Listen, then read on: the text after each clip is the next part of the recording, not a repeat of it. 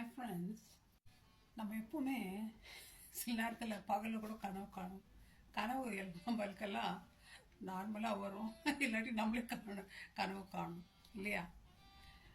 கனவு சில பேருக்கு ரொம்ப இஷ்டம். நான் பணக்காரனாக இருக்கணும், நான் பெரியவனாக இருக்கணும், நான் பெரிய ராஜாவாக இருக்கணும், பெரிய பதவியில் இருக்கணும், நிறைய காசு சம்பாதிக்கணும், எல்லாம் கனவு காணும் இல்லையா? ஆனால் பைபிளில் நேபுகாத் நேச்சார்ன்ற ராஜா ஒரு கனவு காண்றார். கனவு கண்டு திடீர்னு எழுந்துடுறார். தூக்கத்தில் எழுந்துட்டு ரொம்ப பயப்படுறார். விகாரமான கனவு அது. அப்போது அவர் ஒரு கட்டில் முதல்ல மஜிஷியனை கூப்பிடுறார். அவர் முதல்ல சாஸ்திரிகளை கூப்பிடுறார். சாஸ்திரிகளுக்கு மெஜிஷியன் இது நம்ம நிறைய பேர் என்ன பண்ணுவாங்க, ஜோசியக்காரர்கிட்ட போவாங்க. ஜோசியக்காரர் அவர் இஷ்டத்துக்கு சொல்லுவார். புரடா சூரியக்கார்கிட்ட போகிறாங்க, அடுத்தது கல்தேயர்கிட்ட போகிறாங்க.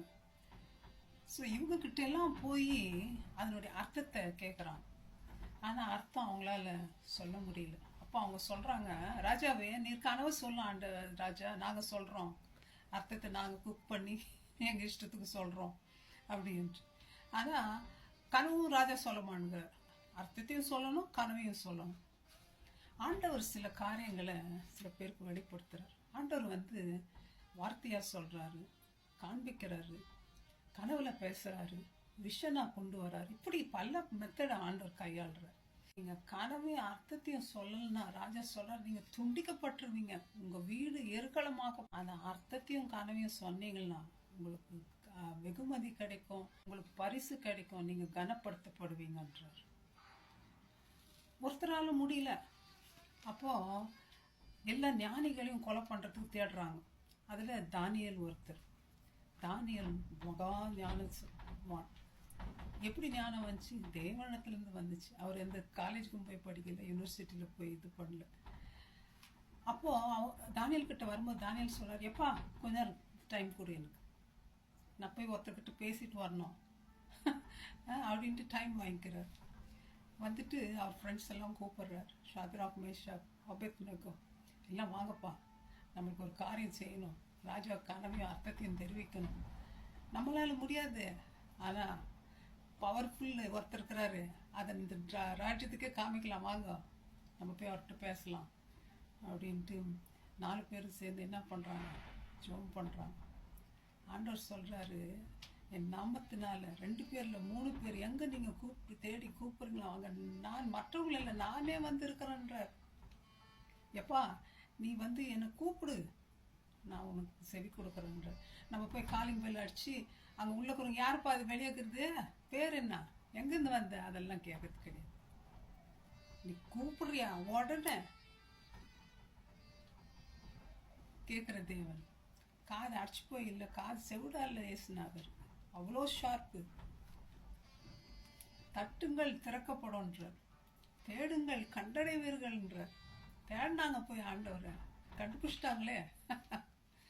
ஆண்டவர் லேசானவரா, அவருடைய பிள்ளைகளுக்கு தான் வெளிப்படுத்துவார். ராஜாவுக்கு வேணும்னா கனவு வந்திருக்கலாம், ஆனால் நீ என் புள்ள மூலமாக தான் வரணும், நீ வரணும் வார்த்தை.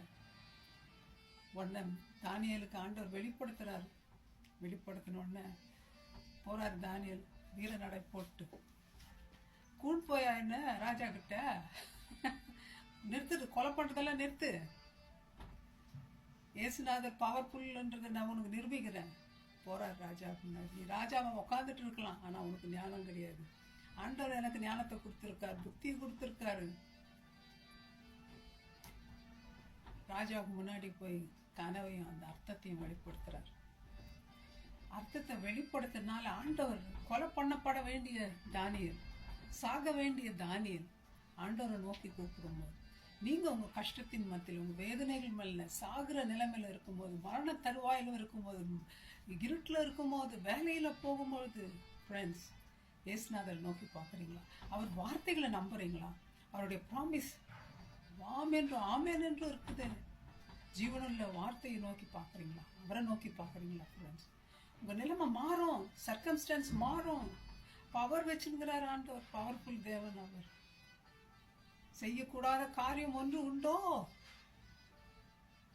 வாங்க, அவர் அப்படி வெளிப்படுத்ததுனால அவருடைய கரியர் உயர்த்தப்பட்டார். அவர் ராஜாவுக்கு அட்வைசரி அவர். ராஜா த்ரோனில் தான் உட்காந்துருக்கணும். ஆனால் எல்லா அட்வைஸ்க்கும் யார்கிட்ட போகணும்? தானியல் கிட்ட போகணும். தானியல் உடனே அவர் ஃப்ரெண்ட்ஸ் எல்லாம் தூக்கி வச்சார். ராஜா ஃபுல்லாக கவர்னர் ஆனாங்க. ஃபுல்லாக ஃப்ரெண்ட்ஸ். பேர்பட்ட இயேசு கிறிஸ்து ஞானத்தை கொடுக்கிற தேவன், மறைப்பொருளை வெளிப்படுத்துகிற தேவன் உண்டோ? சொல்லுங்க. அந்த இயேசுப்பா விட்டுட்டு தூரம் நீங்கள் போயிருக்கலாமா? வாங்க ஃப்ரெண்ட்ஸ், கஷ்ட நேரத்தில் ஓடி போயிடுவோம் அவர்கிட்ட. அவர் சட்டைகளின் கீழே அடைக்கலம் போகுவோம், நம்மை உயர்த்துவார். தகுந்த நேரத்தில் ஆண்டவர் நம்ம என்ன பண்ணுவார்? மரண படுக்கை மாற்றுவார். மரணத்துக்கு தருவாயிருந்த தானியேலை ஆண்டவர் உயர்த்தினார். சாகாமல் வாழ்நாட்களை நீடித்தார். ராஜாவுக்கு அடுத்த ஸ்தானத்தில் போகும்படி உயர்த்தினார். என்ன ட்ரீம் நம்ம கண்டாலும் ஆண்டவர் நம்முடைய ட்ரீமை, நம்முடைய ஃபியூச்சரை நமக்கு வெளிப்படுத்துவார். ஆண்டவரை நம்புவோம், தேடுவோம், அவர்கிட்ட போவோம். May God bless you, my friends. Thank you. Bye-bye.